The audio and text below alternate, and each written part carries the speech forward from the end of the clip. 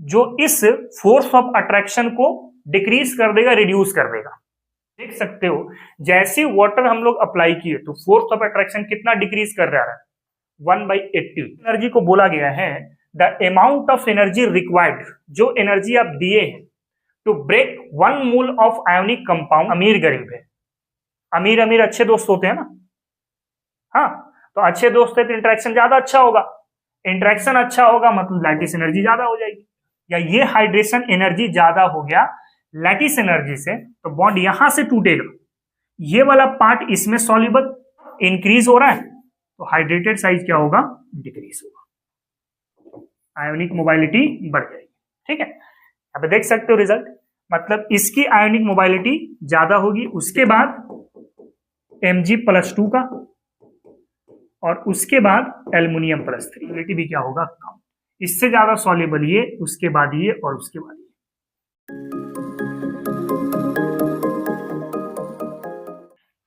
Hello dear student, क्या हालचाल, I hope आप सब बहुत बेहतर होंगे।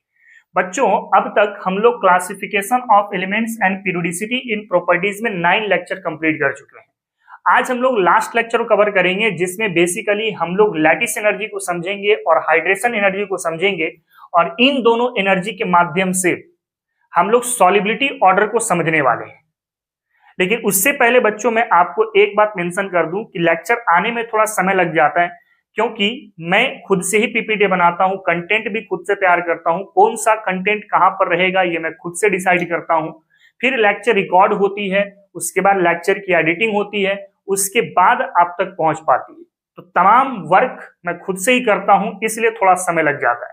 इसलिए आपसे माफी मांगूंगा, आप लेक्चर में बने रहें, आपके लिए काफी अच्छे अच्छे कंटेंट यहाँ पे रहते हैं, काफी अच्छे अच्छे क्वेश्चंस यहाँ पे रहते हैं। ठीक, तो चलो बिना देर किए हुए आज की इस लेक्चर की शुरुआत करते हैं और समझते हैं सबसे पहले dissolution of bond in polar solvent. देखो, सबसे पहले मैं आपको 3 इंपॉर्टेंट पॉइंट बता दूं। एक होता है सॉल्यूशन, एक होता है सॉल्यूट, और एक होता है सॉल्वेंट। जब भी आप कोई सॉल्यूशन तैयार करते हो, जैसे मिसाल के तौर पे आपने कोई शरबत बनाया, शरबत बनाने के लिए बेसिकली आप पानी लेते हो, उसमें चीनी डालते हो और नींबू वगैरह डालते हो, मिलाते हो तो शरबत बन जाता है। ठीक है, तो शरबत क्या है, एक प्रकार का सॉल्यूशन है, और जो आपने चीनी मिलाया है पानी में, चीनी एक प्रकार का सॉल्यूट हो गया, और जो पानी है वाटर, वो एक प्रकार का सॉल्वेंट हो गया। एक्चुअली कैसे डिसाइड करते हैं हम लोग, देखो, सॉल्यूशन में जो कम अमाउंट पर होगा वो सॉल्यूट की तरह काम करेगा, और जो सॉल्यूशन में लार्ज अमाउंट पर होगा तो एक सॉल्वेंट की तरह काम करेगा। जैसे चीनी शरबत में कम अमाउंट पे लिया जाता है तो वो एक सॉल्यूट है, पानी ज्यादा अमाउंट पे लिया जाता है तो वो एक सॉल्वेंट है, और जब सॉल्यूट और सॉल्वेंट को आपस में मिक्स कर देते हैं तो थर्ड कंपोनेंट बनता है, जिसको हम क्या बोलते हैं, सॉल्यूशन बोलते हैं। तो हम लोग बात करने वाले हैं कि कौन सा सॉल्यूट किस टाइप के सॉल्वेंट में डिसॉल्व होगा।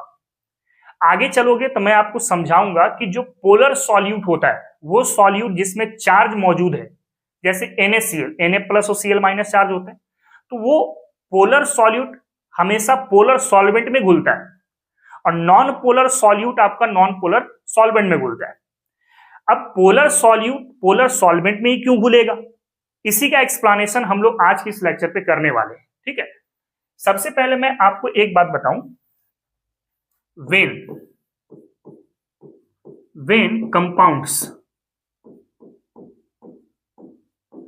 compounds are dissolved in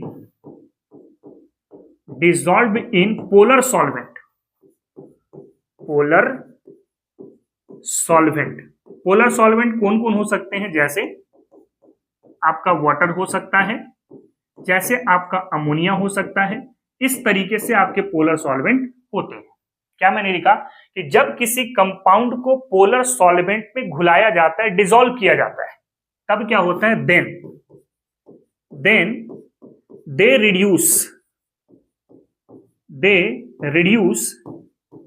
the force of attraction, या इलेक्ट्रोस्टैटिक कह सकते हैं, electrostatic force of attraction between ions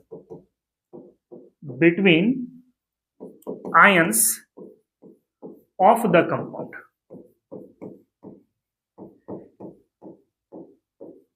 क्या ये रहा है कि पोलर सॉल्वेंट के पास एक प्रॉपर्टीज है, एक टेंडेंसी है, एक क्षमता है जिसके माध्यम से कंपाउंड के आयंस में जो अट्रैक्शन है ना, उस अट्रैक्शन को रिड्यूस कर सकता है। अब इसको आप ऐसे समझ सकते हैं, जैसे मान लेते हैं कि यहां पर हमारे पास वाटर है, ये आपके पास वाटर है, दिस इज अ वाटर, और वाटर कैसा होता है, this is a type of polar solvent. कैसा होता है, पोलर सॉल्वेंट। और आपने यहां पे कोई सॉल्यूट मिलाया, सपोज दैट हमने Na+ और Cl-, जो एक प्रकार का पोलर सॉल्यूट है बच्चों, ठीक है, पोलर सॉल्यूट है, पोलर सॉल्वेंट में डिसॉल्व करोगे तो आसानी से डिसॉल्व हो जाएगा।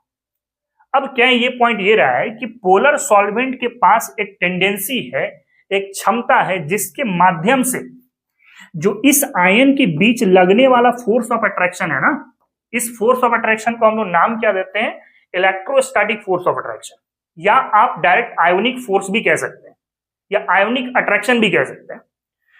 तो ये वाटर की टेंडेंसी है जो इस फोर्स ऑफ अट्रैक्शन को डिक्रीज कर देगा, रिड्यूस कर देगा। तो सॉल्युबिलिटी के अंदर मोस्टली यही फंडे होते हैं कि वाटर के पास वो प्रॉपर्टीज है जिसके माध्यम से सॉल्यूट के अंदर जो आयंस है, उस आयन के बीच में लगने वाला इलेक्ट्रोस्टैटिक फोर्स को डिक्रीज कर सकता है। अब सवाल यहां पर यह आता है कि वाटर के पास कौन सा ऐसा प्रॉपर्टीज है जिसके माध्यम से यह फोर्स ऑफ अट्रैक्शन डिक्रीज किया। तो उस प्रॉपर्टीज को हम लोग बोलते हैं डाई इलेक्ट्रिक प्रॉपर्टीज। क्या बोलते हैं, डाई इलेक्ट्रिक प्रॉपर्टीज, जो एक प्रकार का कांस्टेंट है। यहां पे एक पॉइंट में लिख रहा हूं, the force by which electrostatic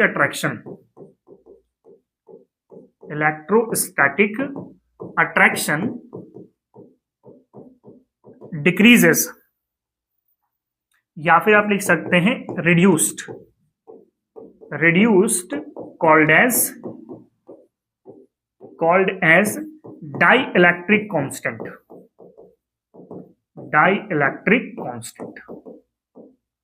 ठीक है। मतलब वाटर के पास वो प्रॉपर्टीज या वो फोर्स जिसके माध्यम से आयंस के बीच electrostatic force of attraction decrease किया, उस फोर्स को आप क्या बोलते हैं, डाई इलेक्ट्रिक कांस्टेंट। और इस प्रॉपर्टीज को आप क्या बोलते हो, डाई इलेक्ट्रिक प्रॉपर्टीज, है ना। तो यहां पे एक पॉइंट मैं और मेंशन कर रहा हूं, द प्रॉपर्टीज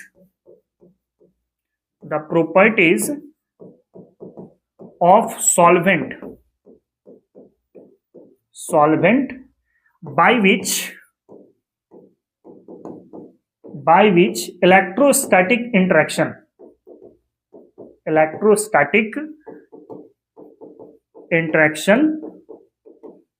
decreases,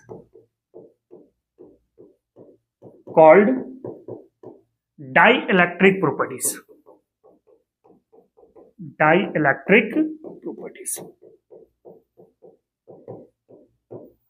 ठीक है। तो डाई इलेक्ट्रिक प्रॉपर्टीज क्या है, वो प्रॉपर्टीज जो सॉल्वेंट का होगा जिसके माध्यम से सॉल्यूट के बीच जो आयंस है उस पे लगने वाला फोर्स ऑफ अट्रैक्शन डिक्रीज होगा। और अगर वो फोर्स के फॉर्म में है तो उस फोर्स को नाम क्या दे रहे हैं, डाई इलेक्ट्रिक कांस्टेंट नाम दे रहे हैं, ठीक है। और प्रॉपर्टीज के फॉर्म में है तो डाई इलेक्ट्रिक प्रॉपर्टीज नाम दे रहे हैं। अच्छा, ये जो डाई इलेक्ट्रिक कांस्टेंट है इसको हम लोग रिप्रेजेंट करते हैं एप्सिलॉन के माध्यम से। एप्सिलॉन किसके माध्यम से, एप्सिलॉन के माध्यम से। तो एक पॉइंट मैं लिख रहा हूं, the dielectric constant is represented by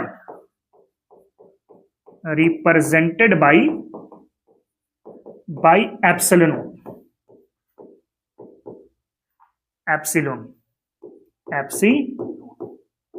ठीक है। और भी इसके बारे में हम लोग समझते हैं। अभी मैं कंटेंट बिल्ड कर रहा हूं बच्चों, आप सॉलिबिलिटी का ऑर्डर कैसे पता करोगे? कंटेंट बिल्ड कर रहा हूं, पहले आप इसको लिखो फटाफट, इसके बाद कुछ और पॉइंट यहां पे मैं आपको बताता हूं, ठीक है।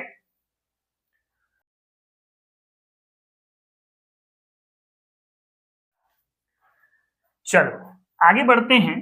तो यहां पे एक चीज और मैं बताऊं आपको, ये डाई इलेक्ट्रिक कांस्टेंट होता है ना, ये वाटर के केस में 80 होता है।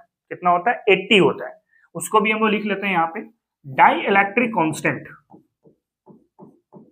Dielectric constant, constant for water, for water, ये लगभग कितना होता है? 80 होता है। कितना होता है? 80 होता है।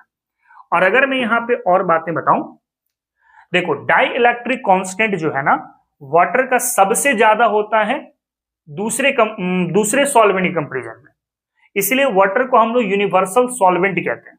वाटर चाहे कम अमाउंट में हो या ज्यादा अमाउंट में, कोई मैटर नहीं करता, वाटर हर हाल में सॉल्वेंट ही होगा। हर हाल में कैसा होगा? सॉल्वेंट ही होगा। तो यहां पे एक पॉइंट में लिख रहा हूं, the relative value, the relative value of epsilon not is higher for water than other so that water behaves as a universal solvent,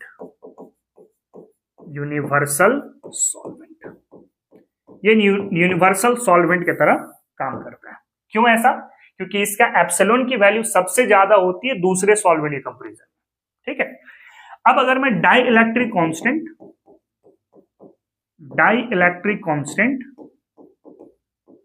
polar solvent की बात करूं और नॉन पोलर सॉल्वेंट की बात करूं,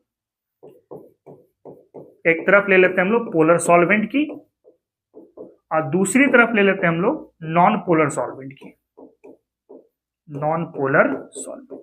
अच्छा, पोलर सॉल्वेंट में क्या क्या आप इस्तेमाल कर सकते हैं? जैसे आप NH3 बात कर लो, जैसे आप वाटर बात कर लो, ये दोनों आपके पोलर सॉल्वेंट हैं। जबकि नॉन पोलर सॉल्वेंट आप ले सकते हैं, जैसे CCl4 हो गया, बेंजीन हो गया, है ना, ये सब आपके नॉन पोलर सॉल्वेंट है। तो dielectric constant polar solvent में ज्यादा होता है और नॉन पोलर सॉल्वेंट में कम होता है, ठीक है। तो यहां पे आप लिख सकते हो डाई इलेक्ट्रिक कांस्टेंट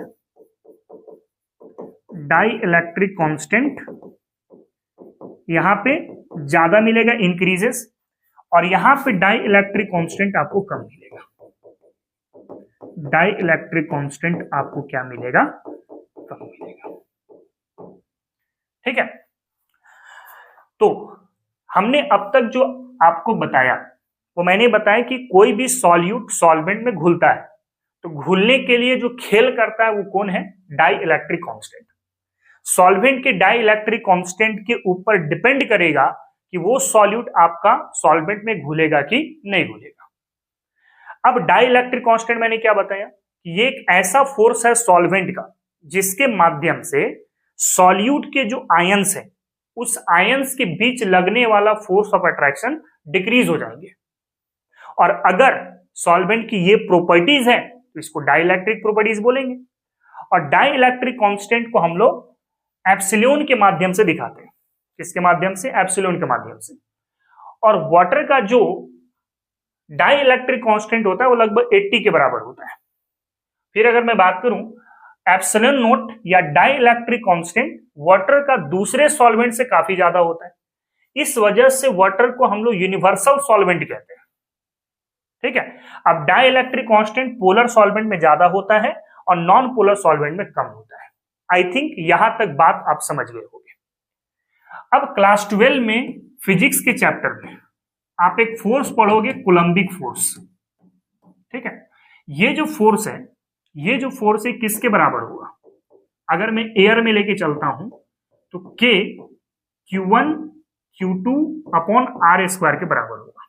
एक्चुअली है ऐसा कि सपोज दैट कि यहां पर एक चार्ज है Q1 और यहां पर एक चार्ज है Q2, ठीक है। इसके बीच में फोर्स ऑफ अट्रैक्शन है और दोनों के बीच का डिस्टेंस क्या है? R है। तो फोर्स का जो रिजल्ट मिलता है K into Q1 Q2 upon R square, ठीक ना।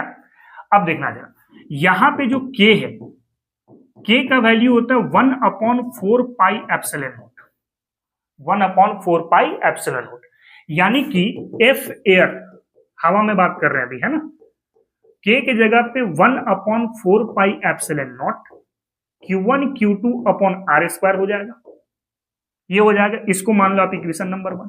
ये अभी एयर में बात कर रहे हैं, लेकिन अगर मान लो मैं वाटर के केस में बात करूं, फॉर वाटर के केस में अगर बात करूं मैं, तो वाटर केस में आप क्या लिखोगे, F water is equal to 1/4 pi epsilon water के लिए, एयर के लिए मैं 0 दिखाया था, और वाटर के लिए मैं यहां पे W लिख रहा हूं, Q1 इंटू Q2 अपॉन क्या होगा, आर स्क्वायर। नाउ एक चीज आप बखूबी देख चुके हो कि वाटर का जब एप्सिलॉन नोट होता है, या एप्सिलॉन होता है, या फिर डाइलेक्ट्रिक कांस्टेंट जो होता है, वो कितना होता है, 80 होता है।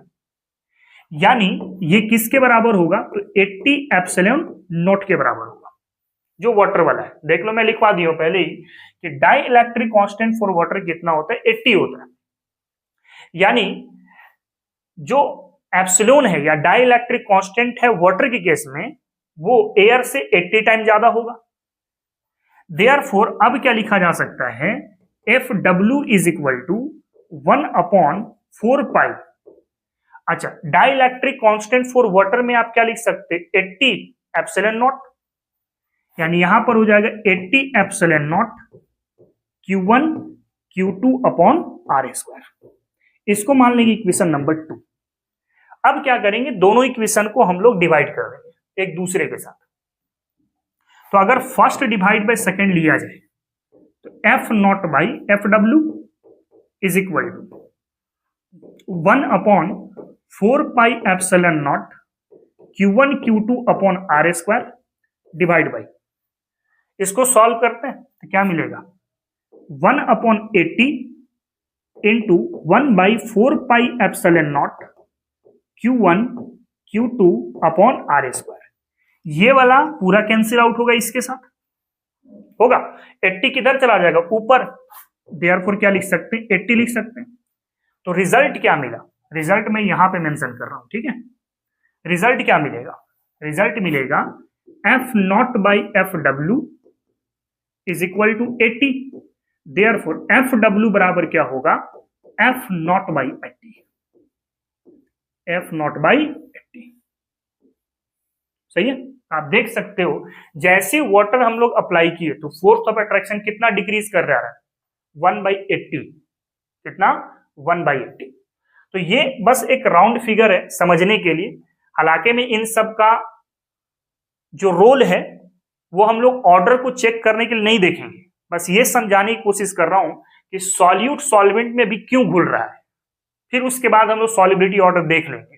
फिलहाल आप इसको कॉपी करो, उसके बाद हम लोग आगे मूव करेंगे, ठीक है।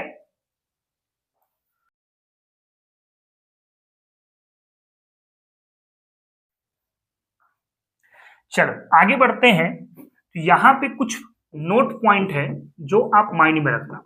जितनी भी चीजें अभी मैंने आपको पढ़ाया उसमें से ये 3 पॉइंट जो मैं लिखूंगा वो 3 पॉइंट इंपॉर्टेंट रहेगा। सबसे पहला पॉइंट ये है कि वाटर जो था, water reduced the force of attraction, force of attraction by 1/80 part, 1/80 part, ठीक है। अभी हम लोग देखें कि FW था किसके बराबर, F0 बाई 80 के बराबर, ये हम लोग देख चुके हैं अभी, ठीक है। सेकेंड जो पॉइंट आप ध्यान देना कि अगर मान लो डाई इलेक्ट्रिक कांस्टेंट बढ़ता है, डाई इलेक्ट्रिक कांस्टेंट बढ़ता है, that means force of attraction, force of attraction ये क्या होगा, डिक्रीज होगा। अब जरा खुद सोचना, डाई इलेक्ट्रिक कांस्टेंट बढ़ेगा तो आयंस की जो इंटरेक्शन है वो कमजोर होती चली जाएगी। जितना ज्यादा डाई इलेक्ट्रिक कांस्टेंट रहेगा आयंस के बीच लगने वाला अट्रैक्शन उतना ही कमजोर होगा, और जितना वो कमजोर होगा टूटेगा जल्दी और वाटर में घुलेगा जल्दी। ठीक है, मतलब ये कि डाई इलेक्ट्रिक कांस्टेंट बढ़ता है तो force of attraction between ions कर दो, बिटवीन आयंस ये डिक्रीज हो जाएंगे। अब ये डिक्रीज दैट मीन्स सॉल्युबिलिटी क्या हो जाएगा, इंक्रीज हो जाएगा। सॉल्युबिलिटी क्या हो जाएगा, इंक्रीज हो जाएगा। यानी कि आप ऐसा भी कह सकते हैं कि सर अगर एप्सिलॉन का वैल्यू बढ़ता है, एप्सिलॉन का वैल्यू बढ़ता है तो फोर्स ऑफ अट्रैक्शन क्या होगा, बढ़ेगा। फोर्स ऑफ अट्रैक्शन क्या होगा, सॉरी घटेगा। फोर्स ऑफ अट्रैक्शन घटेगा, और फोर्स ऑफ अट्रैक्शन आयंस के बीच में कम हो गया, दैट मीन्स सॉल्युबिलिटी क्या हो जाएगा, आपका बढ़ जाएगा। इसका मतलब ये है कि आप डायरेक्ट कह सकते हैं कि dielectric constant, dielectric constant is directly proportional to क्या हो गया बच्चों, सॉल्युबिलिटी हो गया, सॉल्युबिलिटी हो गया। ठीक है, और अगर आप यहां पे ये भी कहें कि सर एप्सिलॉन का वैल्यू बढ़ेगा तो भी आपका फोर्स ऑफ अट्रैक्शन कम होगा, सॉल्युबिलिटी बढ़ जाएंगे, यानी एप्सिलॉन डायरेक्टली प्रोपोर्शनल टू क्या होंगे, सॉल्युबिलिटी होंगे। अब ये बात आप कैसे समझ सकते हैं, देखना जरा। अभी मैंने बताया था from coulombic force, coulombic force, coulombic force, इस फोर्स में हम लोग देखे थे F is equal to 1/4 pi epsilon naught Q1 Q2 upon R square. आप देख सकते हो अगर एप्सिलॉन बढ़ता है, ये वैल्यू बढ़ेगा तो F कम हो जाएगा ना, F क्या हो जाएगा, कम हो जाएगा, और F कम मतलब सॉल्युबिलिटी क्या हो जाएगा, ज्यादा। सॉल्युबिलिटी क्या हो जाएगा, ज्यादा हो जाएगा। तो ये कुछ पॉइंट हैं जो आप जहन में बना के रखो। ये पहला इंपॉर्टेंट पॉइंट हो गया जो मैंने अब तक पढ़ाया है। ठीक है, फटाफट इसको कॉपी करो, उसके बाद लैटिस एनर्जी को समझते हैं और उसके बाद हाइड्रेशन एनर्जी को समझते हैं। ठीक है,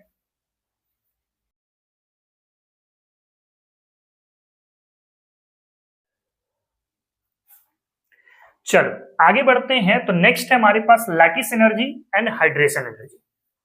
लैटिस एनर्जी क्या होता है, पहले इस बात को समझो। सपोज दैट ये हमारे पास Na प्लस है, ठीक है, फिर ये हमारे पास है Cl माइनस, फिर से मैं ले लेता हूं यहां से Na प्लस, और यहां पे मैं कंसीडर कर लेता हूं Cl माइनस। ठीक है, फिर नीचे की तरफ भी ले लेता हूं यहां पे Cl माइनस, यहां पर मैं ले लेता हूं सोडियम प्लस, सोडियम प्लस, फिर यहां पे मैं ले लेता हूं Cl माइनस, और यहां पर मैं ले लेता हूं सोडियम प्लस। एकदम समझते चलना, बड़ा इंपॉर्टेंट है ये सब। ठीक है, एक और लेयर में नीचे ले लेता हूं, तो यहां पर मैं कर देता हूं सोडियम प्लस को, यहां पे भी मैं कर देता हूं सोडियम प्लस को, ठीक है, और यहां पर हो जाएगा Cl माइनस, ये Cl माइनस हो गया, और यहां पर भी हो गया Cl माइनस। ठीक, अब एक बात को समझना, सपोज करें आप कि Na प्लस और Cl माइनस है, तो इसके बीच में एक इंटरेक्शन फोर्स वर्क कर रहा होगा, this is electrostatic force of attraction. इधर से भी इंटरेक्शन हो रहा होगा, इधर से भी इंटरेक्शन हो रहा होगा, इधर से भी इंटरेक्शन हो रहा होगा, यहां भी इंटरेक्शन, यहां भी इंटरेक्शन, यहां भी इंटरेक्शन, यहां भी इंटरेक्शन, यहां भी इंटरेक्शन, यहां भी इंटरेक्शन, यहां भी इंटरेक्शन, यहां भी इंटरेक्शन, यहां भी इंटरेक्शन, यहां भी इंटरेक्शन, और यहां पर भी इंटरेक्शन, ऐसा हो रहा है। अब समझना जरा पॉइंट को, लैटिस एनर्जी क्या होता है। अभी बाबू ये NaCl जो है सॉलिड के फॉर्म में, किस फॉर्म में है, सॉलिड के फॉर्म में। ये जो NaCl है अभी ये सॉलिड के फॉर्म में। आप क्या कर रहे हो कि यहां पे एनर्जी दे रहे हो, क्या दे रहे हो, एनर्जी दे रहे हो। अब एनर्जी आप जो सप्लाई किए हो एनर्जी, जिसके तहत Na प्लस अलग हो गया और Cl माइनस अलग हो गया। ध्यान से देखना, आप यहां पे एनर्जी सप्लाई किए, क्या सप्लाई किए बच्चों, एनर्जी सप्लाई किए। जैसे जैसे आप एनर्जी देते जाओगे, Na प्लस और Cl माइनस के बीच लगने वाला फोर्स ऑफ अट्रैक्शन टूटना चालू कर देगा। हाँ, अब जैसे जैसे ये फोर्स टूटेगा वैसे वैसे हम लोग लैटिस एनर्जी तक पहुंचते चले जाएंगे। ठीक है, लेकिन ध्यान रहे ये आपका गैसियस फॉर्म में होना चाहिए, ये भी आपको गैसियस फॉर्म में होना चाहिए, मतलब सिंपलेस्ट कंस्टिट्यूएंट आयंस का फॉर्मेशन करेगा। इसीलिए लैटिस एनर्जी को बोला गया है the amount of energy required, जो एनर्जी आप दिए हैं to break 1 mole of ionic compound into its constituent cation and anion. 1 mole आप NaCl को तोड़ते हैं और उसके लिए एनर्जी सप्लाई करते हो, तो रिजल्ट क्या बन रहा है, Na+ और Cl-। तो इस एनर्जी को आप क्या बोल रहे हैं, लैटिस एनर्जी बोल रहे हैं। एक और डिफिनेशन आप दे सकते हैं यहां से कि the amount of energy required to separate the ions in isolated gaseous form of solid ionic compound. Simple सा बात है कि सॉलिड कोई कंपाउंड है ना, जो आयोनिक के फॉर्म में है, इसको आप एनर्जी सप्लाई किए जिसके माध्यम से इसके बीच लगने वाला फोर्स ऑफ अट्रैक्शन टूट गया और आइसोलेटेड गैसियस फॉर्म में आयंस बने। तो ये जो आप एनर्जी सप्लाई कर रहे हो ना, इसी एनर्जी को हम लोग कह रहे हैं लैटिस एनर्जी। क्या बोल रहे हैं बच्चों, लैटिस एनर्जी बोल रहे हैं। आई थिंक आपको लैटिस एनर्जी का मतलब समझ में आ गया होगा।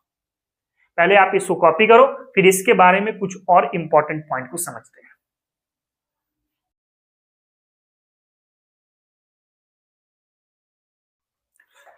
चलो बच्चों आगे बढ़ते हैं।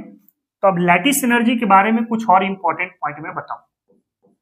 तो जो लैटिस एनर्जी है, lattice energy, this will be directly proportional to Q1 and Q2 and inversely proportional to radius.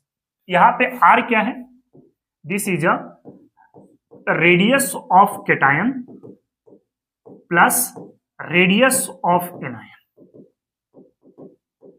इसको आप ऐसे भी कह सकते हैं R is equal to R plus and R minus.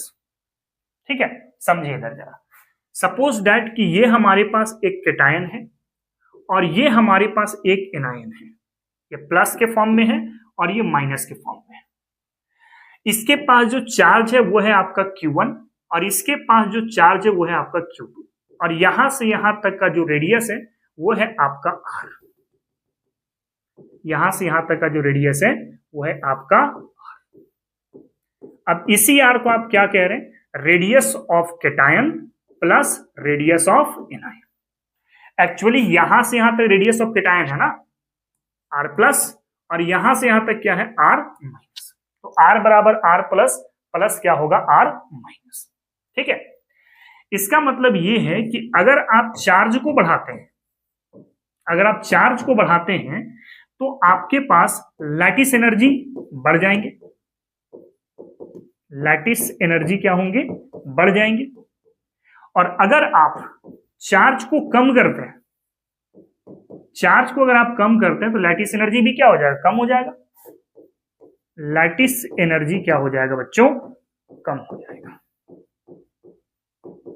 ठीक है, जैसे एग्जांपल सपोज दैट कि हमारे पास दिया गया NaCl, एक है हमारे पास मान लो Mg+ या फिर MgCl2 और एक है आपके पास AlCl3, और आपसे मैं सवाल कर दूं कि इनमें से किसके पास लैटिस एनर्जी ज्यादा है, तो सबसे पहले इन सब पे चार्ज पता करो। आपको एक बात बखूबी पता है कि सोडियम के पास +1 चार्ज होती है, मैग्नीशियम के पास +2 चार्ज होती है और Cl के पास +3 चार्ज होती है। किसके पास चार्ज ज्यादा मिला, एल्युमिनियम +3 के पास। दैट मीन्स इसके पास लैटिस एनर्जी ज्यादा है और उसके बाद MgCl2 और सबसे कम NaCl। ठीक है, एक और एग्जांपल आप सोच सकते हैं, एक और एग्जांपल आप सोच सकते हैं, जैसे कि मान लो हमारे पास दिया गया है, हमारे पास दिया गया है एक है NaCl और एक है आपके पास CaCl2। अगर मैं इसकी बात कर लेता हूं, ठीक है, तो अब मुझे बता दो यहां पर सोडियम पे +1 चार्ज है और यहां पे कैल्शियम पे +2 चार्ज है। ठीक है ना, तो चार्ज यहां पर ज्यादा हो गया, तो ज्यादा चार्ज हो गया, दैट मीन्स यहां पर लैटिस एनर्जी क्या मिलेगा, ज्यादा मिलेगा, है ना। इसके बाद देखते हैं, एक तो ये वाला फैक्टर हो गया बच्चों।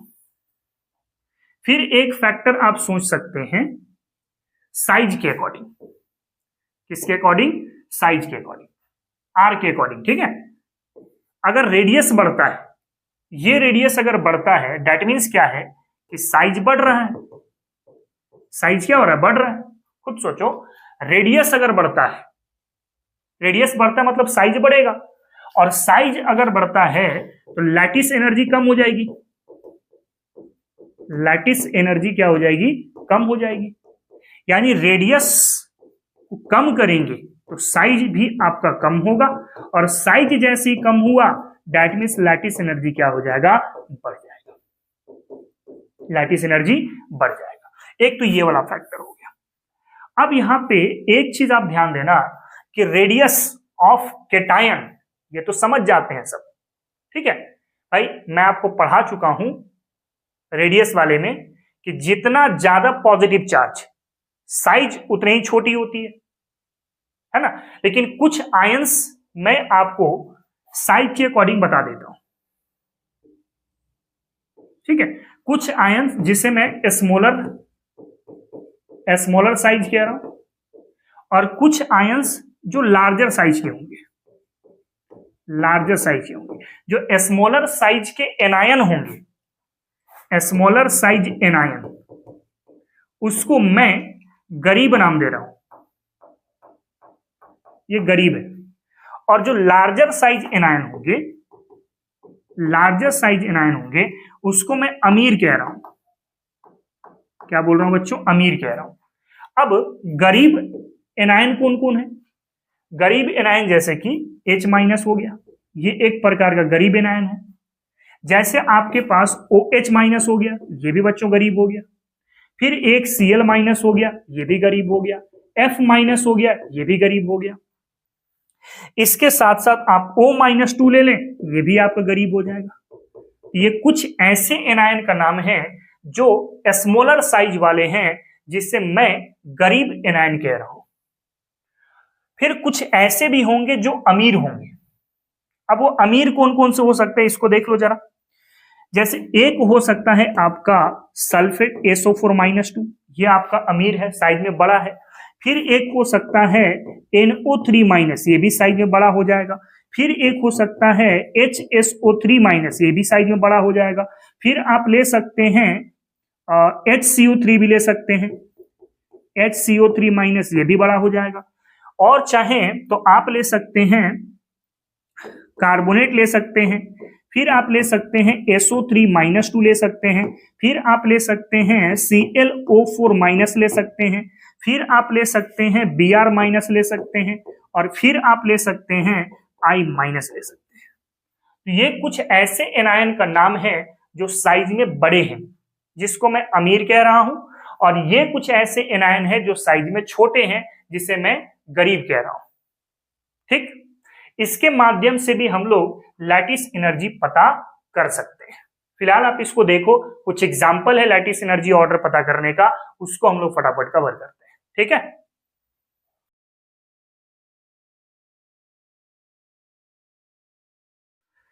चलो बच्चों, बढ़ते हैं कुछ एग्जांपल के साथ। Order of lattice energy.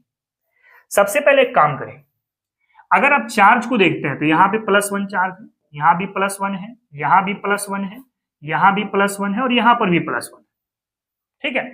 अब जरा सोचे लैटिस एनर्जी का ट्रेंड क्या होगा।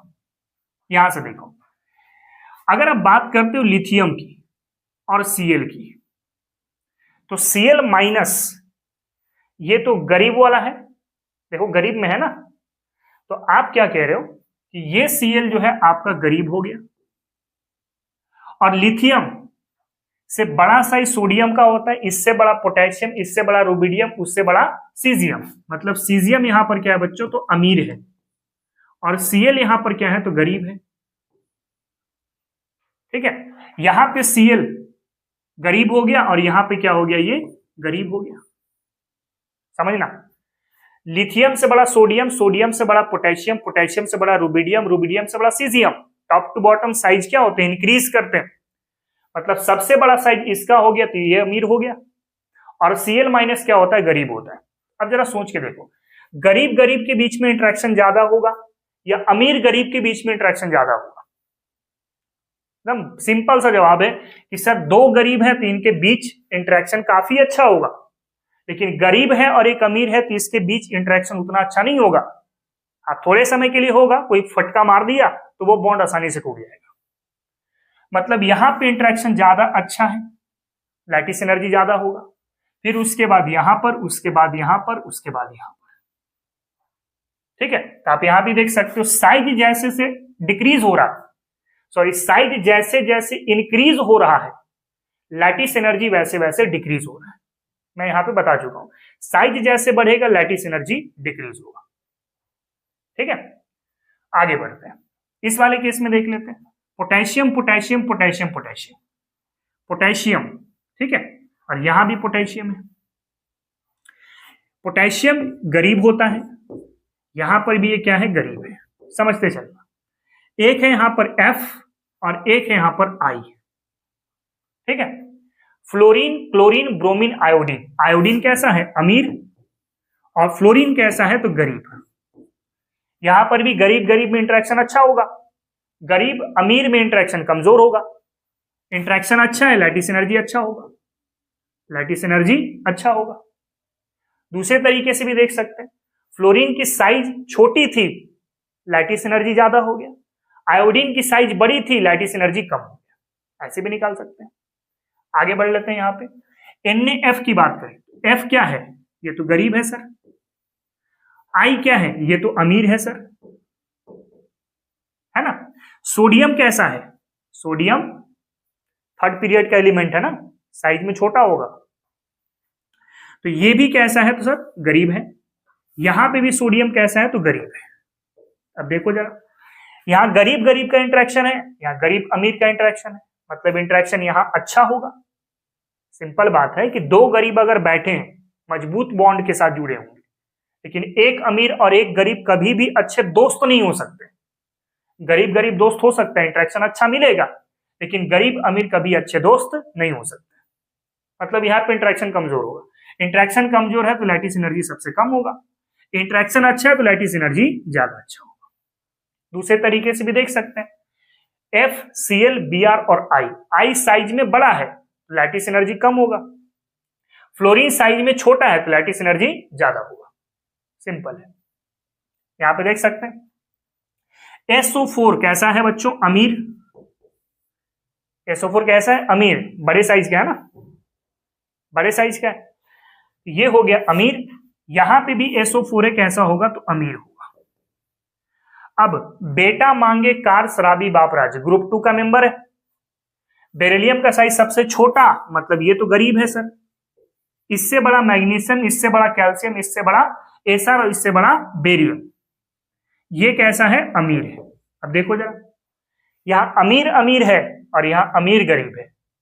अमीर अमीर अच्छे दोस्त होते हैं ना, हाँ, तो अच्छे दोस्त है तो इंटरेक्शन ज्यादा अच्छा होगा, इंटरेक्शन अच्छा होगा मतलब लैटिस एनर्जी ज्यादा हो जाएगी। उसके बाद यहां पर, उसके बाद यहां पर, उससे कर सकते हैं। यहां पे अमीर अमीर का इंटरेक्शन है और यहां पे अमीर गरीब का इंटरेक्शन। दूसरे तरीके से भी देख सकते हैं, यहां पर बेरिलियम है, मैग्नीशियम है, कैल्शियम है, सेरियम है और बेरियम है।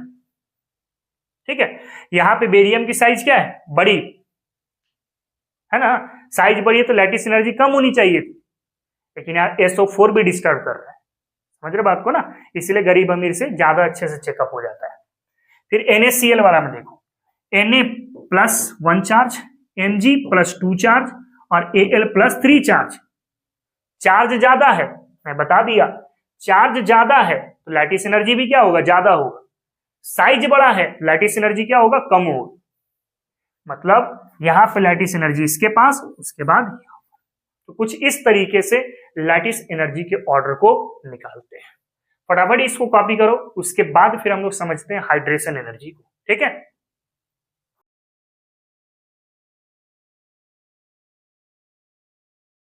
चलो बच्चों आगे बढ़ते हैं। तो नेक्स्ट हम लोग को डिस्कस करना है हाइड्रेशन एनर्जी के बारे में। देखो हाइड्रेशन एनर्जी क्या है, जैसे आप कोई भी पोलर सॉल्वेंट सोचे, कोई भी पोलर सॉल्वेंट सोचे, सिर्फ वाटर नहीं सोचना, वाटर को छोड़ करके आप कोई भी पोलर सॉल्वेंट को सोचें और उस पोलर सॉल्वेंट में आप 1 मोल कंपाउंड मिलाएं, ये सोच करके कि वो कंपाउंड उस सॉल्वेंट में कंप्लीट डिसॉल्व हो जाएगा। तो जब वो कंप्लीट डिसॉल्व हो जाएगा उस दौरान कुछ एनर्जी रिलीज करेगी, उसी एनर्जी को हम लोग सॉल्वेशन एनर्जी बोलते हैं। ठीक है, तो एक पॉइंट मैं लिख रखा हूं यहां पे कि the amount of energy release when 1 mole of ionic compound completely dissolve in a polar solvent called solvation energy. मतलब पोलर सॉल्वेंट आपको लेना है, कोई भी पोलर सॉल्वेंट, वाटर नहीं लेना है, वाटर को छोड़ करके आप कोई भी ले सकते हैं, उसमें आप 1 मोल आयोनिक कंपाउंड को मिलाओ। जब आयोनिक कंपाउंड मिलाओगे तो उस दौरान कुछ एनर्जी रिलीज करेगी, तो उसी एनर्जी को आप नाम क्या दे रहे हो, तो सॉल्वेशन एनर्जी नाम दे रहे हो। क्या नाम दे रहे हो, सॉल्वेशन एनर्जी नाम दे रहे हो। अब अगर मान लो कि ये जो पोलर सॉल्वेंट है इसके जगह पे आपने वाटर कंसीडर कर लिया, तब इसी सॉल्वेशन एनर्जी को नाम क्या दे देंगे, हाइड्रेशन एनर्जी नाम दे देंगे। इसको हम लोग एक एग्जांपल की मदद से समझेंगे।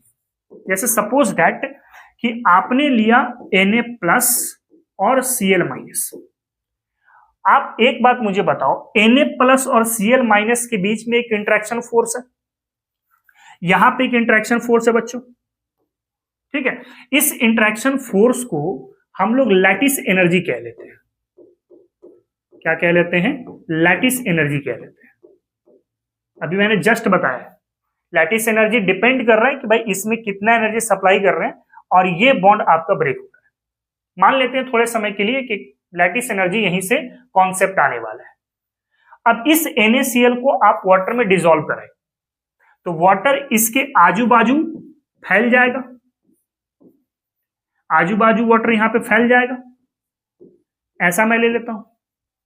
अब आपको एक बात मालूम है कि हाइड्रोजन पे प्लस चार्ज है, यहां भी प्लस, ऑक्सीजन पे माइनस चार्ज, यहां पे प्लस, यहां पे माइनस और यहां पे प्लस, है ना। तो सोडियम प्लस इस O- के साथ इंटरेक्शन कर देगा और यहां पे Cl-H+ के साथ इंटरेक्शन कर देगा। अच्छा, यहां पे देखो ये जो इंटरेक्शन है ना, इसको हम लोग कह रहे हैं हाइड्रेशन एनर्जी। क्या बोल रहे हैं, हाइड्रेशन एनर्जी। अब जरा खुद सोच करके देखो, अगर हाइड्रेशन एनर्जी ज्यादा हो जाता है, इफ हाइड्रेशन एनर्जी ज्यादा हो जाता है, हाइड्रेशन एनर्जी ज्यादा हो जाता है लैटिस एनर्जी के कंपैरिजन में, लैटिस एनर्जी के कंपैरिजन में, देखना ध्यान से, अगर हाइड्रेशन एनर्जी ज्यादा हो जाता है लैटिस एनर्जी कंपैरिजन में, तो लैटिस एनर्जी ये वाला टूट जाएगा आपका बॉन्ड, है ना। मतलब ये Na+ वाटर लेके भाग जाएगा और Cl- ये वाटर लेके भाग जाएगा।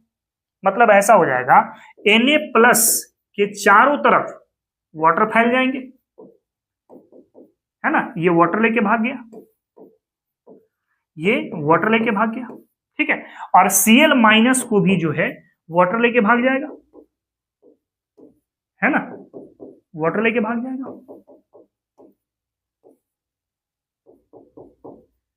होगा कि नहीं। अब यहां पे देखो ऐसा इंटरेक्शन होगा, यहां पे ऐसा इंटरेक्शन होगा।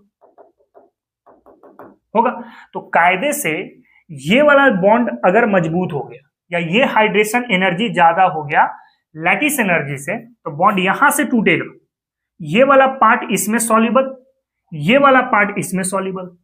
मतलब हाइड्रेशन एनर्जी अगर ज्यादा होता है लैटिस एनर्जी से, तो हम लोग कहेंगे कि वो कंपाउंड सॉल्युबल है। ये किसके लिए बात हो रही है, फॉर सॉल्युबिलिटी के लिए, सॉल्युबिलिटी, ठीक है। और अगर इसका रिवर्स कर दिया जाए, मतलब हाइड्रेशन एनर्जी कम हो जाए, हाइड्रेशन एनर्जी कम हो जाए और लैटिस एनर्जी ज्यादा हो जाए, लैटिस एनर्जी ज्यादा हो जाए, मतलब ये वाला एनर्जी ज्यादा हो जाए और ये वाला एनर्जी कम हो जाए, तो भाई ये टूटेगा ही नहीं, और टूटेगा नहीं तो Na+ इसमें नहीं सॉल्युबल हो सकता, Cl- इसमें सॉल्युबल नहीं हो सकता। मतलब ये कि ये जो केस है, ये केस जो है वो किसके लिए बात होगी, for insolubility, for insoluble, insoluble. तो सॉल्युबिलिटी के लिए याद रखना हाइड्रेशन एनर्जी बड़ा होगा in comparison to lattice energy, और इन सॉल्युबिलिटी के लिए लैटिस एनर्जी बड़ा होगा in comparison to hydration energy. I think आपको मैटर समझ में आ गया होगा। इसको फटाफट जरा आप कॉपी करो, उसके बाद फिर हम लोग आगे मूव करते हैं।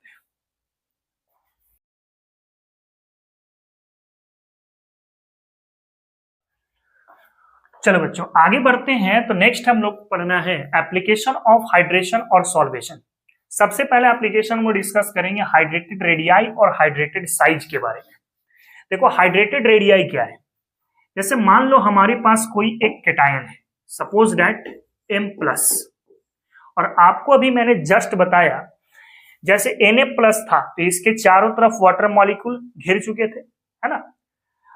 उसी तरीके से अगर मैं M+ ले लेता हूं तो इसके चारों तरफ वाटर मॉलिक्यूल आएंगे, है ना, इसके चारों तरफ वाटर मॉलिक्यूल आएंगे। जैसे मैं ये ले लेता हूं, इसके चारों तरफ मैं वाटर मॉलिक्यूल बना देता हूं थोड़ा, ये हो गया, ठीक है। ये मैं हाइपोथेटिकल लेयर के रूप में दिखाता हूं। सपोज दैट कि ये आपका एक प्रकार का हाइपोथेटिकल स्फीयर है, ऐसा, है ना। और भी मैं वाटर मॉलिक्यूल दिखा देता हूं, जैसे यहां पर है OH2, OH2, OH2, H2O, H2O, H2O, और यहां पर है H2O। एक और लेयर में यहां पे दिखा दिया ऐसे। ये सब हाइपोथेटिकल स्फीयर है, ठीक है, हाइपोथेटिकल स्फीयर है। अब मैं यहां पे कह रहा हूं, देखो इस M+ से लेकर के जो सबसे बाहर वाला हाइपोथेटिकल सरफेस है या स्फीयर है, ये जो डिस्टेंस है ना बाबू, इसी डिस्टेंस को हम लोग बोलेंगे हाइड्रेटेड रेडियाई। हाइड्रेटेड रेडियाई, समझना। इस केटायन के चारों तरफ वाटर मॉलिक्यूल भरेंगे ना, सॉल्युबिलिटी बात कर रहे हैं हम लोग, हाइड्रेशन एनर्जी के तहत मैं बात कर रहा हूं, हाइड्रेशन के तहत मैं बात कर रहा हूं, सॉल्वेशन के तहत मैं बात कर रहा हूं। तो ये जो केटायन है इसके चारों तरफ वाटर मॉलिक्यूल घेरेंगे। हमने एक लेयर वाटर मॉलिक्यूल दिखा दिया, इसको हाइपोथेटिकल स्फीयर से मैं आपको समझाने की कोशिश कर रहा हूं। फिर एक और हाइपोथेटिकल स्फीयर लेकर के यहां भी वाटर मॉलिक्यूल को दिखा दिया। ये सारे वाटर मॉलिक्यूल जो हैं इस केटायन से कनेक्ट हो रहे होंगे। ये नेगेटिव इसके पॉजिटिव से, इसके नेगेटिव इसके पॉजिटिव से, इसके नेगेटिव इसके पॉजिटिव से, इसके नेगेटिव इसके पॉजिटिव से, इसके नेगेटिव इसके पॉजिटिव से। उसी तरीके से बाकी सारे वाटर मॉलिक्यूल भी इंटरेक्ट कर रहे होंगे। हाँ, अब हाइड्रेटेड रेडियाई क्या है समझना। तो ये जो केटायन है उससे बाहर वाले हाइपोथेटिकल स्फीयर के बीच का जो डिस्टेंस है, इसी डिस्टेंस को हम लोग नाम क्या दे रहे हैं, हाइड्रेटेड रेडियाई नाम दे रहे हैं। अब ये जो हाइड्रेटेड रेडियाई है वो डिपेंड करता है चार्ज डेंसिटी के ऊपर। किसके ऊपर? चार्ज डेंसिटी के ऊपर। तो एक पॉइंट में लिख रहा हूं यहां पे, हाइड्रेटेड रेडियाई,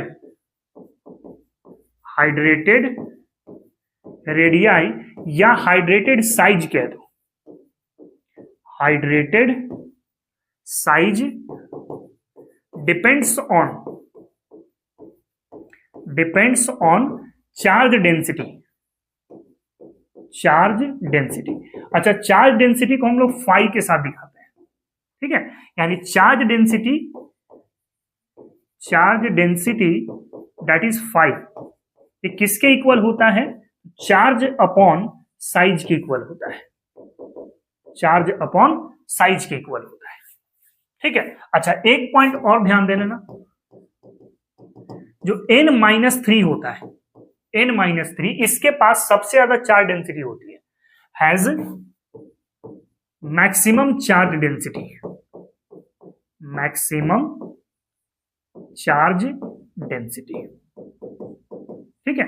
और एक पॉइंट और यहां पे ध्यान देना जरा, अगर मान लेते हैं कि attraction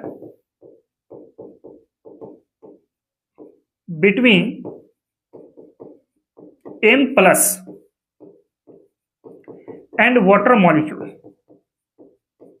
M+ and water molecule, ये अगर बढ़ता है बच्चों, कौन सा? ये वाला जो अट्रैक्शन है ये बढ़ता है, तो बढ़ने का मतलब है कि ये लेयर छोटी हो जाएगी। जैसे मान लेते हैं ये चीज कि M प्लस है और एक वाटर मॉलिक्यूल है ऐसे। अब M प्लस और वाटर मॉलिक्यूल के बीच में इंटरेक्शन बढ़ रहा है तो ये लेयर इससे नजदीक आ जाएगा, डिस्टेंस कम हो जाएगी, यानी कि साइज जो होगा वो क्या होगा, कम हो जाएगा। साइज क्या हो जाएगा, कम। अब साइज कम हो गया, दैट मींस चार्ज डेंसिटी क्या हो जाएगा, ज्यादा। साइज कम तो चार्ज डेंसिटी यहां पर क्या हो जाएगा, ज्यादा। अब चार्ज डेंसिटी ज्यादा होने का मतलब क्या है, चार्ज डेंसिटी ज्यादा होने का मतलब है कि और वाटर मॉलिक्यूल इससे जुड़ सकते हैं, और वाटर मॉलिक्यूल इससे जुड़ सकते हैं। मतलब ऐसा कह सकते हैं हम लोग कि मोर वाटर मॉलिक्यूल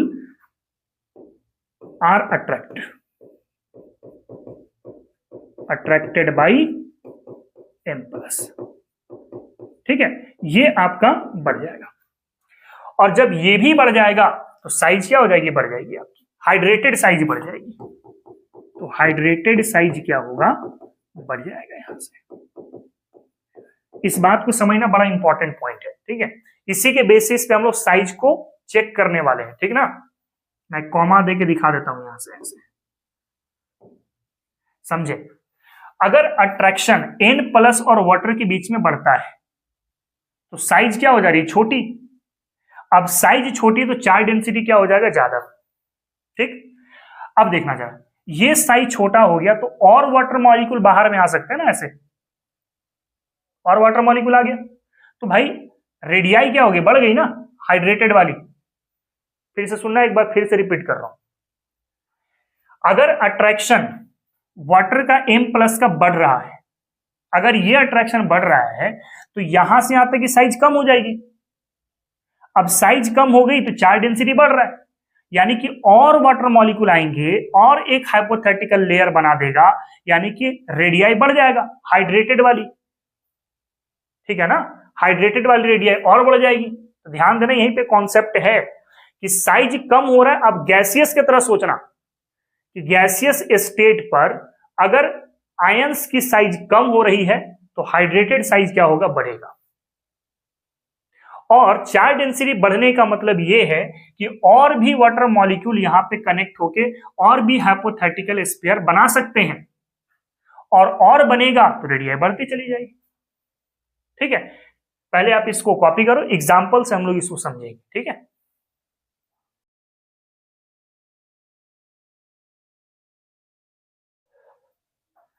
चलो आगे बढ़ते हैं। तो यहां पे देखो, उसी पॉइंट को मैं मेंशन किया हूं कि when ions are dissolve in water, जब आयंस को आप वाटर में डिसॉल्व करते हैं, then ion attract water molecule. तो जो आयन है वो वाटर मॉलिक्यूल के साथ इंटरेक्शन शो करेगा। अब देखें आगे, and higher the attraction that is charge density. Attraction बढ़ रहा है तो चार्ज डेंसिटी भी क्या होगा, बढ़ रहा है। Higher is the number of molecules of water attracted, तो और वाटर मॉलिक्यूल कनेक्ट हो जाएंगे। कहने का मतलब यह है कि अगर अट्रैक्शन बढ़ाते हो, attraction between water and ions, अगर ये बढ़ा देते हो तो ये बढ़ाते ही आप देखिए कि साइज क्या हो गया, डिक्रीज हो गया। कौन सा साइज, जो पहले वाला साइज था, ये जो साइज था ना, ये क्या हो गया, डिक्रीज हो गया।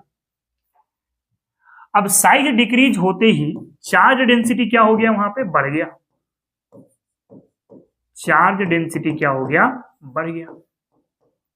अब क्या होगा देखना, चार्ज डेंसिटी अगर इंक्रीज कर गया, चार्ज डेंसिटी बढ़ने से नंबर ऑफ मॉलिक्यूल और वाटर की कनेक्ट होगी, है ना भाई, और वाटर मॉलिक्यूल कनेक्ट होंगे बाहर से, वाटर मॉलिक्यूल और कनेक्ट होंगे तो ये रेडियाई क्या हो जाएगी, बढ़ जाएगी। तो यहां पे एक पॉइंट में लिख रहा हूं, मोर number of water molecules attracted hence hydrated radii increases, hydrated radii increases। ये तो फुल कॉन्सेप्ट हो गया। अब डायरेक्ट बात करते हैं, देखना जरा, ये जो आप साइज बात कर रहे हो, ये जो साइज आप बात कर रहे हो ये पुराना वाला साइज है, ठीक है। आप इसको गैसियस साइज की तरह भी सोच सकते हो, गैसियस साइज, ठीक है। और हाइड्रेटेड रेडियाई एक्वस मीडियम वाला सोच सकते हो, एक्वस मीडियम पर, है ना, इन एक्वस। जैसे एग्जांपल से समझेंगे मैटर अच्छे समझ में आएगा। एग्जांपल के लिए मैं कंसीडर कर लेता हूं, एक है लिथियम प्लस, अभी आपका गैसियस फेस पर है। इसके बाद है सोडियम प्लस, ये भी गैसियस में है। इसके बाद है पोटेशियम प्लस, ये भी गैसियस है। इसके बाद है रुबिडियम प्लस, ये भी गैसियस है। इसके बाद है सीजियम प्लस, ये भी गैसियस है। तो गैसियस की बात आप करते हो तो आपको पता है कि टॉप टू बॉटम आप आते हैं तो साइज इंक्रीज करता है, मतलब इससे बड़ा साइज ये, उसके बाद ये, उसके बाद ये, उसके बाद ये है आपका in gaseous size, gaseous state size.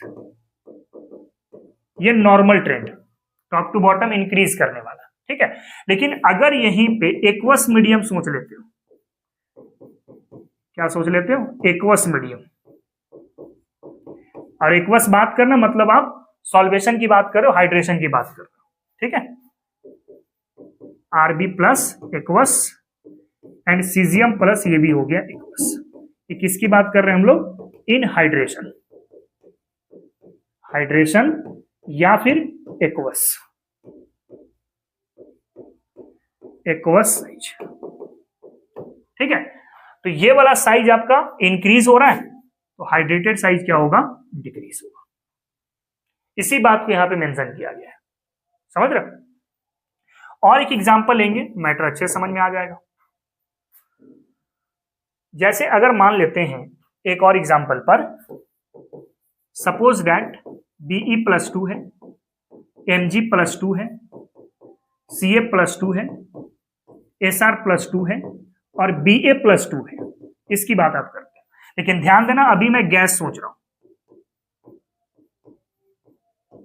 क्या सोच रहे हैं हम लोग, गैस सोच रहे हैं। तो गैसियस के केस में आप ध्यान दोगे इन गैसियस स्टेट पर, टॉप टू बॉटम आ रहा है ना, बेरिलियम से आप बेरियम तक, तो साइज आपका इंक्रीज करता है, नो डाउट। लेकिन जैसे आप एक्वस मीडियम पर आ जाते हो, हाइड्रेशन रेडिएशन की बात करते हो, सॉरी, जैसे ही आप हाइड्रेटेड रेडियाई की बात करते हो तो यहां पे एक्वस बोलना पड़ेगा, यहां पे एक्वस बोलना पड़ेगा। Mg+2, यहां भी एक्वस बोलना पड़ेगा। Ca+2, यहां भी आपको एक्वस बोलना पड़ेगा। Sr+2, यहां भी आपको एक्वस बोलना पड़ेगा। और बेरियम +2, यहां पर भी आपको एक्वस बोलना पड़ेगा, सही है। ये है आपके पास हाइड्रेटेड रेडियाई, हाइड्रेटेड रेडियाई, ठीक है। ये क्या होगा, जैसे गैसियस इंक्रीज कर रहा था तो ये क्या होगा आपका, डिक्रीज करेगा। इसी कॉन्सेप्ट को यहां पे मैं मेंशन किया हूं, ठीक है। फटाफट इसको कॉपी करो, फिर हम लोग आगे मूव करते हैं।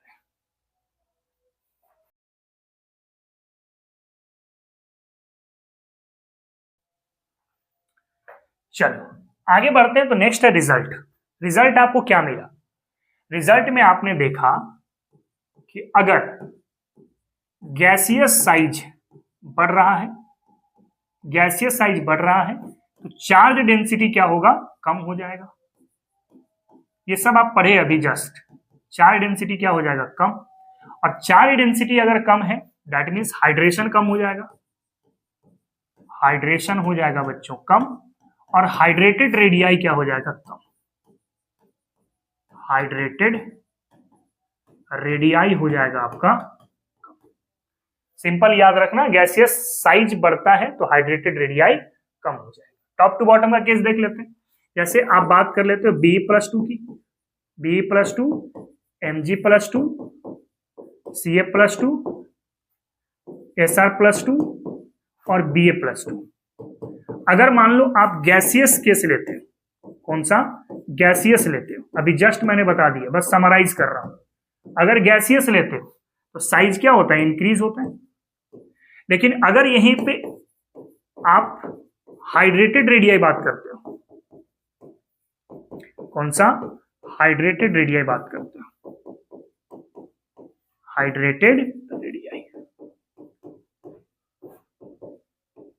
Hydrated radii. तो hydrated radii down the group आते ही डिक्रीज हो जाता है। तो आप लिख सकते हैं यहां से from top to bottom, top to bottom hydrated radii, hydrated radii decreases, decreases. और क्यों डिक्रीज किया बच्चों? Due to decreasing, decreasing in charge density, charge density, charge density का खेल है बच्चों यहां पर। ठीक है, तो इस तरीके से आपका पहला एप्लीकेशन कंप्लीट होता है। इसको जरा कॉपी करो, उसके बाद हम लोग सेकेंड एप्लीकेशन बात करते हैं।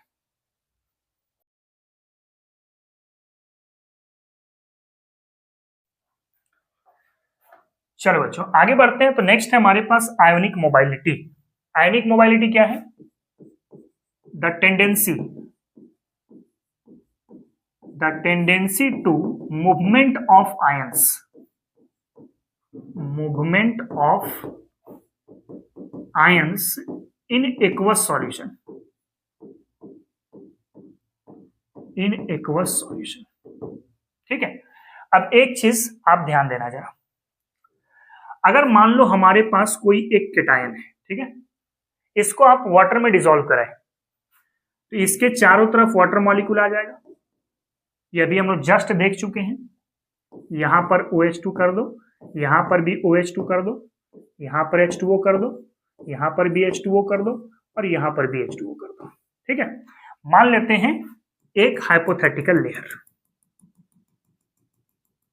ऐसा मान लेते हैं। ठीक है, और ये अट्रैक्शन बढ़ा देते हैं हम लोग।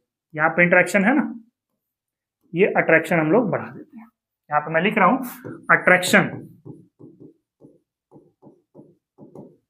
Attraction between M plus and water, आप ये इंक्रीज करते हो। तो इंक्रीज करते ही ये वाला साइज कम हो जाएगा, साइज क्या हो जाएगा? कम। और साइज कम पर चार्ज डेंसिटी क्या हो जाएगा आपका? ज्यादा। चार्ज डेंसिटी क्या हो जाएगा? ज्यादा। अब चार्ज डेंसिटी ज्यादा कहने का मतलब ये है कि मोर number of water molecules, molecules attract. मतलब ये है साइज कम हो गया तो और वाटर मॉलिक्यूल आ जाएगा, फिर और वाटर मॉलिक्यूल आ जाएगा। या मैं दिखा देता हूं ऐसा, और वाटर मॉलिक्यूल आ जाएगा, और वाटर मॉलिक्यूल आ जाएगा। कब? क्योंकि साइज कम हो गया, चार्ज डेंसिटी बढ़ गया है, मतलब और वाटर मॉलिक्यूल आएगा। साइज छोटा तो और वाटर मॉलिक्यूल घेरेगा। मतलब एक और मैं लेयर दिखा देता हूं यहां से, ये तब मैं लेयर दिखा रहा हूं ये वाला जब हमारे पास चार्ज डेंसिटी बढ़ चुके हैं, तब वाटर मॉलिक्यूल और आ जाएगा। मतलब हाइड्रेटेड रेडियाई बढ़ गए। मतलब ये है कि हाइड्रेशन बढ़ गया आपका। हाइड्रेशन क्या हो गया बच्चों? बढ़ गया। अब हाइड्रेशन बढ़ गया, अब जरा सोचो, और वाटर मॉलिक्यूल आ गया तो क्या ये केटायन और मूव कर पाएगा? नहीं कर पाएगा ना। मतलब आयोनिक मोबाइलिटी कम हो जाएगी। आयोनिक मोबाइलिटी ये हो जाएगी कम। अब खुद सोचो, अगर मान लो ये वाला लेयर नहीं होता, सिर्फ इतना ही वाटर मॉलिक्यूल होता, तब ये M प्लस अच्छे से मूव करता। लेकिन जैसे और वाटर मॉलिक्यूल आ गया तो क्या ये M प्लस की मूवमेंट अच्छे से हो पाएगी? नहीं हो पाएगी ना। मतलब आयोनिक मोबाइलिटी क्या हो गई? कम। तो आप देखो एक चीज कि जैसे जैसे आप हाइड्रेशन बढ़ा रहे हो, यानी हाइड्रेटेड रेडियाई बढ़ा रहे हो, तो आयोनिक मोबाइलिटी क्या हो रही है? कम हो रही है। तो ध्यान देना जरा, रिजल्ट में यहां पे लिख रहा हूं, रिजल्ट पर, कि अगर हाइड्रेशन बढ़ता है, हाइड्रेशन बढ़ता है तो आयोनिक मोबाइलिटी क्या हो जाएगी? कम हो जाएगी। आयोनिक मोबाइलिटी क्या हो जाएगी बच्चों? कम हो जाएगी, है ना। अब यहां पे आप रिलेट करके देखें, अगर मान लेते हैं हम लोग साइज के आधार पे गैसियस साइज सोचते हैं, ठीक है, गैसियस साइज अगर बढ़ा रहे हो तो आपने देखा था कि हाइड्रेशन कम हो गया था, हाइड्रेशन कम हो गया था, हाइड्रेटेड रेडियाई भी कम हो गए थे, हाइड्रेटेड रेडियाई भी आपका कम हो गया था, और हाइड्रेटेड रेडियाई जैसे कम हुए थे वैसे ही आपका आयोनिक मोबाइलिटी बढ़ गया था। देखो हाइड्रेशन बढ़ा था तो आयोनिक मोबाइलिटी कम थे, अब हाइड्रेशन कम हो गया है तो आयोनिक मोबाइलिटी बढ़ेगा ना, आयोनिक मोबाइलिटी बढ़ेगी आपकी। ठीक है, अब एक एग्जांपल यहां पे लेके मैं आपको समझा देता हूं। सपोज दैट कि हमारे पास लिथियम प्लस है एक्वस, सोडियम प्लस है एक्वस, पोटेशियम प्लस है एक्वस, रुबिडियम प्लस है एक्वस और सीजियम प्लस है एक्वस, ऐसा है। ठीक है, अब इधर से इधर अगर आप जाते हो, इधर से इधर आप जाते हो तो हाइड्रेशन, हाइड्रेशन ये बढ़ता है, हाइड्रेटेड रेडियाई सॉरी घटता है हाइड्रेशन ना, हाइड्रेशन क्या होता है कम होता है, हाइड्रेटेड रेडियाई, हाइड्रेटेड रेडियाई ये कम होता है और साथ में आयोनिक मोबाइलिटी बढ़ जाएगी, आयोनिक मोबाइलिटी बढ़ जाएगी। ठीक है, अब देख सकते हो रिजल्ट, मतलब इसकी आयोनिक मोबाइलिटी ज्यादा होगी, उसके बाद इसकी, उसके बाद इसकी, उसके बाद इसकी। सिंपल सा रिजल्ट ध्यान देना, हाइड्रेटेड रेडियाई कम, आयोनिक मोबाइलिटी ज्यादा। इस वाले रिजल्ट को आप ध्यान देना जरा, क्लियर ना? फटाफट इसको कॉपी करो, उसके बाद फिर हम लोग नेक्स्ट एप्लीकेशन डिस्कस करेंगे, इलेक्ट्रिकल कंडक्शन।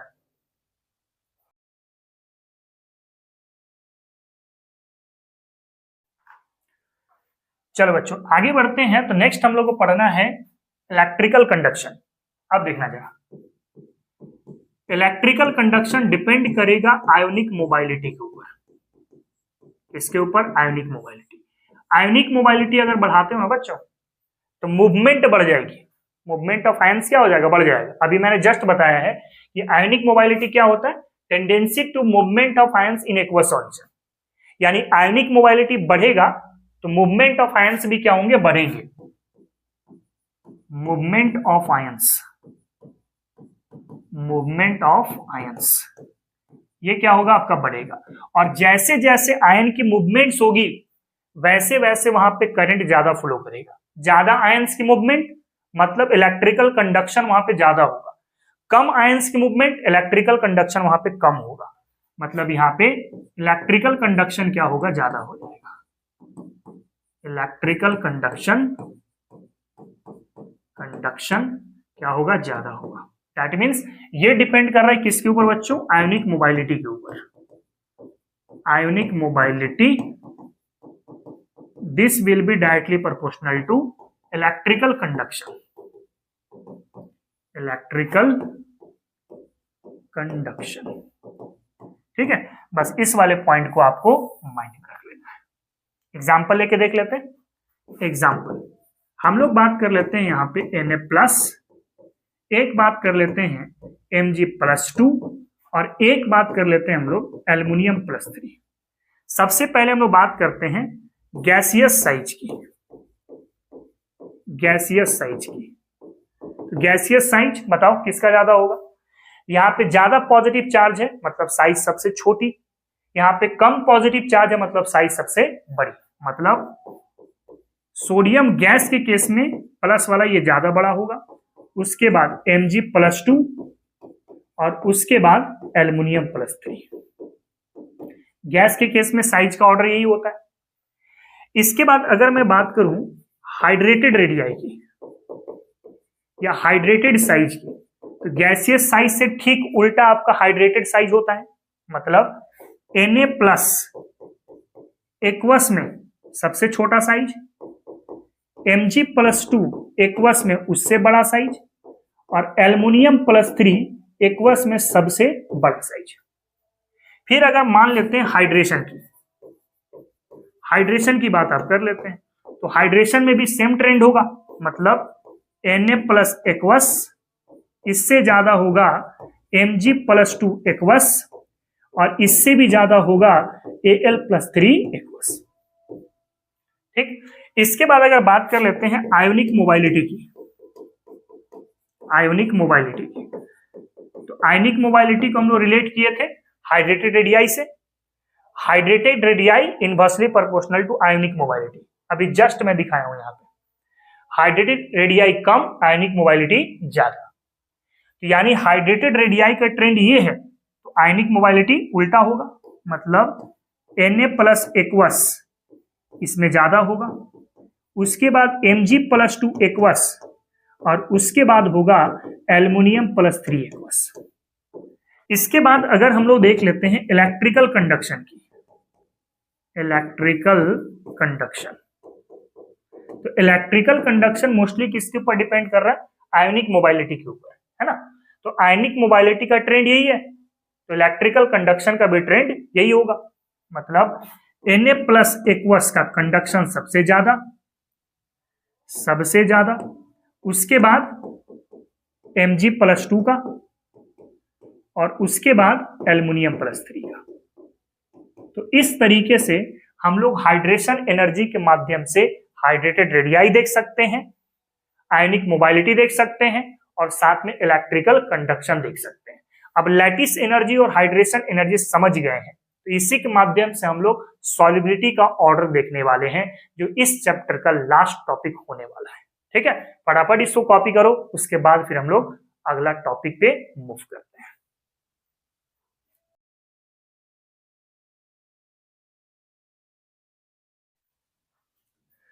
चलो बच्चों आगे बढ़ते हैं। तो नेक्स्ट है हमारे पास सॉल्युबिलिटी ऑर्डर। देखो सॉल्युबिलिटी ऑर्डर को चेक करने के लिए आपको यहाँ पे कुछ पॉइंट ध्यान देना है। सबसे पहला चीज आपको एक बात मैं बता रखा हूं कि हाइड्रेशन एनर्जी अगर बढ़ता है, हाइड्रेशन एनर्जी हम ध्यान से देखते चलना, सब रिलेट करते चल रहे हैं। हाइड्रेशन एनर्जी अगर बढ़ता है तो सॉल्युबिलिटी क्या होगा? बढ़ेगा। सॉल्युबिलिटी क्या होगा? बढ़ेगा। और एक चीज हम लोग देख चुके हैं कि अगर हाइड्रेशन एनर्जी ज्यादा है, हाइड्रेशन एनर्जी ज्यादा है, एनर्जी ज्यादा है, लैटिस एनर्जी क्या होगा? कम होगा। लैटिस एनर्जी क्या होगा बच्चों? कम होगा। ठीक है, और अगर लैटिस एनर्जी कम है,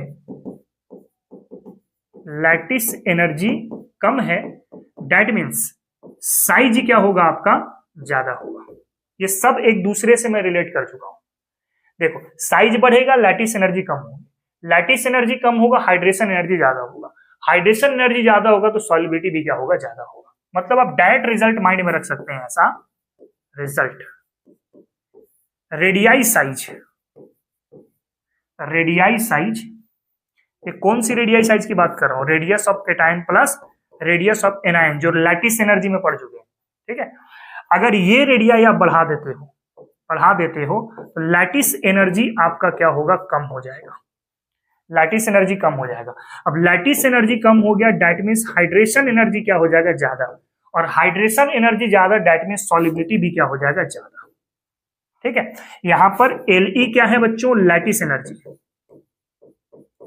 लैटिस एनर्जी। He क्या है? हाइड्रेशन एनर्जी, हाइड्रेशन एनर्जी, और S क्या है? सॉल्युबिलिटी। ठीक है, अब लैटिस एनर्जी कैसे चेक करते हैं? याद है ना, अमीर और गरीब के माध्यम से, उसी तरीके से चेक करेंगे यहां पे। देखो लिथियम और है आपका फ्लोरीन। लिथियम तो बच्चों गरीब है, और फ्लोरीन भी कैसा है? गरीब है। ठीक है, यहां पे देखो ये जो लिथियम है ये तो गरीब है, लेकिन आयोडीन कैसा है? आपका अमीर है। पढ़ चुके हैं हम लोग, है ना। इसकी लैटिस एनर्जी सबसे ज्यादा होगी। लैटिस एनर्जी ज्यादा अगर है तो इसकी सॉल्युबिलिटी क्या हो जाएगी? कम। ध्यान से देखना, लैटिस एनर्जी कम तो हाइड्रेशन ज्यादा, हाइड्रेशन ज्यादा तो सॉल्युबिलिटी भी क्या होगा? ज्यादा। यहां पे लैटिस एनर्जी क्या होगा? सबसे ज्यादा होगा। मतलब लैटिस एनर्जी ज्यादा है तो हाइड्रेशन कम होगा, हाइड्रेशन कम होगा तो सॉल्युबिलिटी भी क्या होगा? कम। इससे ज्यादा सॉल्युबल ये, उसके बाद ये, और उसके बाद ये। ठीक है, उसी तरीके से आगे बढ़ते हैं हम लोग। यहां पे देख लो, NaF की बात आप करो, सोडियम आपका गरीब है और फ्लोरीन भी कैसा है आपका गरीब है। फिर यहां पर आ जाओ, सोडियम आपका क्या है गरीब और आयोडीन कैसा है आपका अमीर। एकदम ध्यान से देखते चलना बस। गरीब गरीब में लैटिस एनर्जी क्या होगा ज्यादा। अब लैटिस एनर्जी ज्यादा है, हाइड्रेशन एनर्जी कम होगा, हाइड्रेशन कम होगा, सॉल्युबिलिटी क्या होगा कम होगा, इसकी सॉल्युबिलिटी सबसे कम। यहां पे देखो, अमीर गरीब में लैटिस एनर्जी सबसे कम, हाइड्रेशन एनर्जी ज्यादा, मतलब सॉल्युबिलिटी ज्यादा। ट्रेंड ऐसा होगा। आगे बढ़ते हैं इस वाले केस में, LiF देख लो, लिथियम आपका कैसा है गरीब और फ्लोरीन भी कैसा है आपका गरीब, मतलब सीजियम कैसा है बड़े साइज का है, मतलब ये तो अमीर हो गया, और फ्लोरीन हमेशा क्या होता है गरीब ही होता है। अब देखो, गरीब गरीब का इंटरेक्शन ज्यादा होगा, लैटिस एनर्जी ज्यादा, हाइड्रेशन एनर्जी कम, हाइड्रेशन कम, सॉल्युबिलिटी कम। ट्रेंड ये होगा। कर सकते हैं, अगला देख लेते हैं। सीजियम कायदे से ये अमीर है और फ्लोरीन कायदे से आपका गरीब है। यहां पे आ जाओ, सीजियम ये अमीर है और आयोडीन क्या है अमीर है। अब देखो जरा, अमीर अमीर के बीच में इंटरेक्शन अच्छा होगा, लैटिस एनर्जी बढ़ेगी, लैटिस एनर्जी बढ़ेगा, हाइड्रेशन कम, हाइड्रेशन कम तो सॉल्युबिलिटी कम, मतलब इससे ज्यादा सॉल्युबल ये, इससे ज्यादा ये। कितना आसानी से निकल जा रहा है, देख रहे हो। सिर्फ ये फंडा माइंड में रखो और आराम से निकलते चला जाएगा। फटाक से इसको कॉपी करो, उसके बाद हम लोग आगे मूव करते हैं।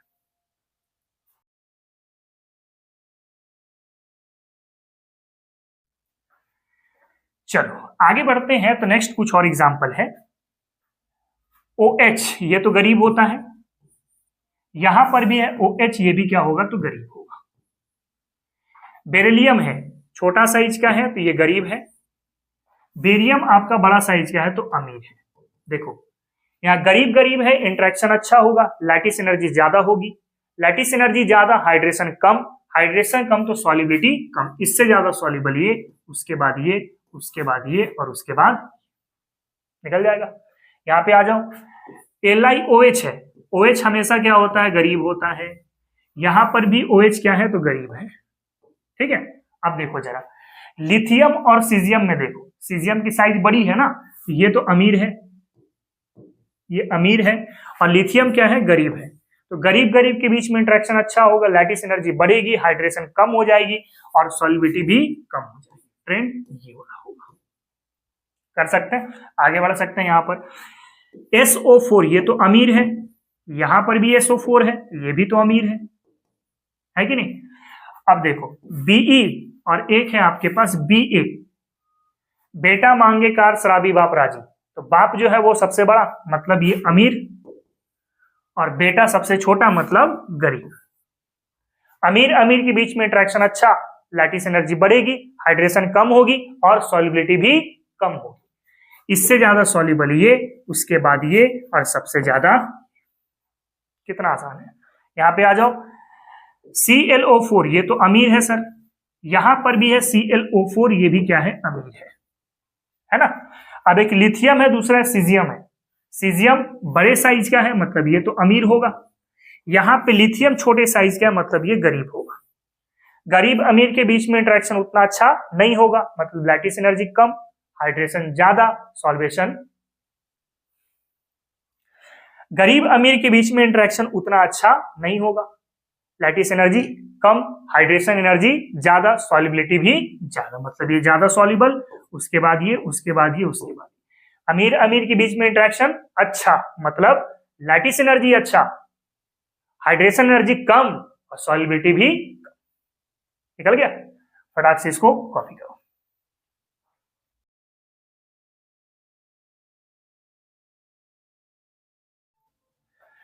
चलो बच्चों, बात करते हैं यहाँ पे facts about solubility in water. कुछ फैक्ट्स हैं, आपको माइंड में रखना पड़ेगा यहाँ पे थोड़ा सा। देखो, जितने भी सॉल्ट्स होंगे अमोनियम का, अमोनियम बोले तो NH4+ या अल्कली मेटल्स का, वो सब के सब सॉल्युबल होंगे, कुछ को छोड़ करके, जैसे LiF, Li3PO4, Li2C2O4, Li2CO3, ये जो सॉल्ट हैं इनको छोड़ करके बाकी जितने भी अमोनियम का सॉल्ट है या अल्कली मेटल का सॉल्ट है वो सब के सब सॉल्युबल होंगे, घुलनशील होंगे। ऑल द NO3 माइनस या नाइट्रेट्स, क्लोरेट या एसीटेट सॉल्युबल होगा। इस एनायन का, इस एनायन का या इस एनायन का जो भी सॉल्ट होगा वो सब के सब सॉल्युबल होंगे। तीसरा फैक्ट क्या आता है, S-2 ऑफ NH4 प्लस, इसका इसके साथ बात करो या अल्कली मेटल का इसके साथ बात करो या अल्कलाइन अर्थ मेटल का इसके साथ बात करो, सब के सब सॉल्युबल होंगे। इसको छोड़ करके बाकी सब इनसॉल्युबल होंगे। नेक्स्ट फैक्ट कह रहा है, sulphate of all elements are soluble. इसका सल्फेट लो, इसका सल्फेट लो, इसका सल्फेट लो, इसका सल्फेट लो, ये सब इनसॉल्युबल होंगे, ये सब आपके इनसॉल्युबल होंगे, इनसॉल्युबल। इसको याद ऐसे रख सकते हैं, इसको कह सकते हैं भारत, भारत का पंजाबी सरकार, पंजाबी सरकार, ठीक है। तो भारत का पंजाबी सरकार को छोड़ करके सल्फेट बाकी सब सॉल्युबल होगा। जैसे BaSO4, BaSO4 इनसॉल्युबल है, CaSO4 इनसॉल्युबल है ना, PbSO4 ये भी इनसॉल्युबल है, SrSO4 ये भी इनसॉल्युबल है। तो ये सब जो सल्फेट हैं इस आयंस का, ये सब के सब इनसॉल्युबल होंगे। इसको छोड़ करके बाकी जो भी होगा वो सब के सब सॉल्युबल होगा, ठीक।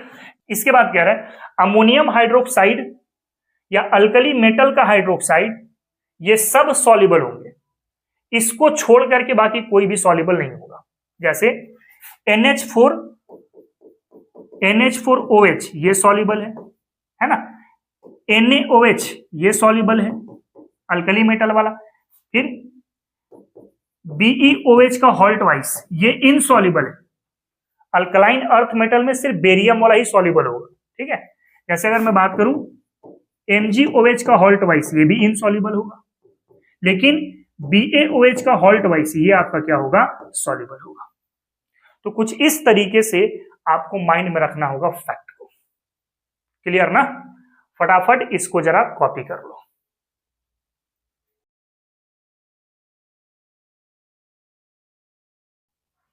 चलो एक और पॉइंट है, इसको भी देखें। Halides are generally soluble in water. जितने भी हलाइड्स होंगे वो सब के सब सॉल्युबल होंगे, सिर्फ कुछ को छोड़ करके। जैसे AgCl आपका व्हाइट पीपीटी बनाता है, AgBr पेल येलो पीपीटी बनाता है, AgI येलो पीपीटी बनाता है और PbI2 येलो पीपीटी बनाता है। तो इन सारे हलाइड को छोड़ करके बाकी कोई भी हलाइड होगा वो सब सॉल्युबल होगा। जैसे KCl सॉल्युबल होगा, NaCl सॉल्युबल होगा, है ना। फिर अगर बात करें MgCl2 सॉल्युबल होगा, फिर बात किया जाए CaCl2 ये भी सॉल्युबल होगा। लेकिन अगर बात कर दिया जाए AgCl ये सॉल्युबल नहीं होगा, व्हाइट पीपीटी बनाएगा। फिर अगर AgBr की बात करें ये आपका पेल येलो पीपीटी बनाएगा, है ना। उसी तरीके से आपका PbI2 ये भी इनसॉल्युबल होगा, ये भी आपका इनसॉल्युबल होगा। फिर उसी तरीके से AgI ये भी क्या होगा, इनसॉल्युबल होगा। तो कोई भी हलाइड लोगे वो सब के सब सॉल्युबल होंगे, सिर्फ ये कुछ कंपाउंड को छोड़ करके, ठीक है।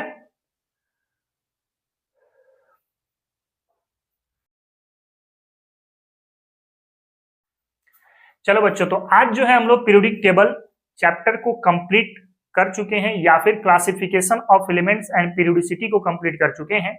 इसके बाद हम लोग केमिकल बॉन्डिंग की चैप्टर की शुरुआत करने वाले हैं।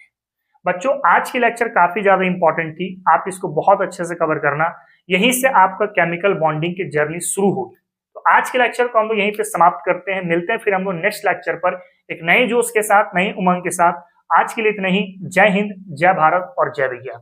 बच्चों अगर आपको लेक्चर पसंद आया है, ये लेक्चर आपके लिए हेल्पफुल रही है, तो मेरी इस लेक्चर को लाइक करें, चैनल को सब्सक्राइब करें और इसे अपने फ्रेंड तक तो जरूर शेयर करें ताकि उन्हें भी इसका फायदा मिल सके। तो फटाफट इसको कॉपी करो, मिलते हैं फिर हम लोग नेक्स्ट लेक्चर पर। Thank you very much.